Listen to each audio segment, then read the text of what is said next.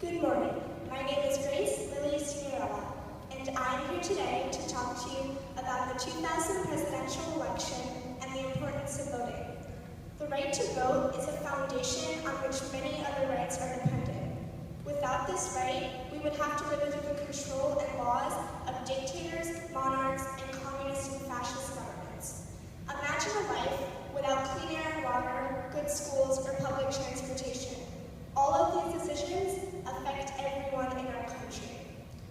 The great thing about being able to vote is that the vote of a person with $1 billion is equal to the vote of a person with only $100. Because it's such an important right, people such as women and African Americans have struggled and fought over time for the right to vote. According to the United States Census Bureau, in the year 2000, there were approximately 186 million eligible voters in the United States. Now, often people wonder if their one vote is really going to make a difference. Well, here's a recent example of where every single vote really counted.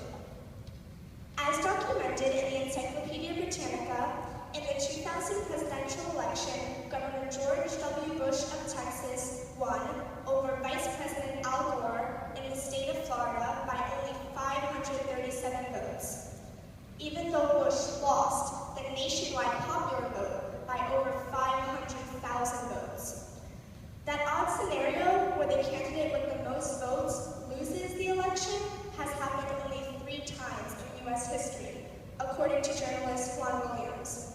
In 2000, Al Gore got more votes than George W. Bush, but still lost the election.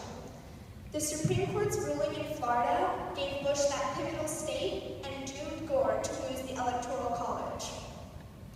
A U.S. government document recorded that out of 6 million votes in Florida, each candidate got about 2,912,000 votes, with a 0.01% difference, and Florida's electoral votes would determine the final outcome.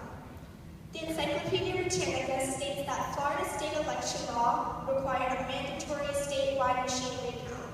There was much controversy about this.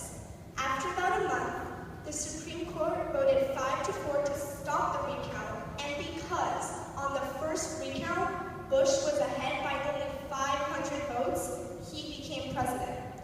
Winning Florida gave Bush 271 electoral votes, only one more than the 270 required.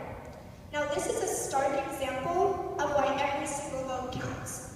Out of more than 100 million votes, if another 1,000 people, which is only 100,000th of a percent, had voted in Florida for Gore, history might have been completely different.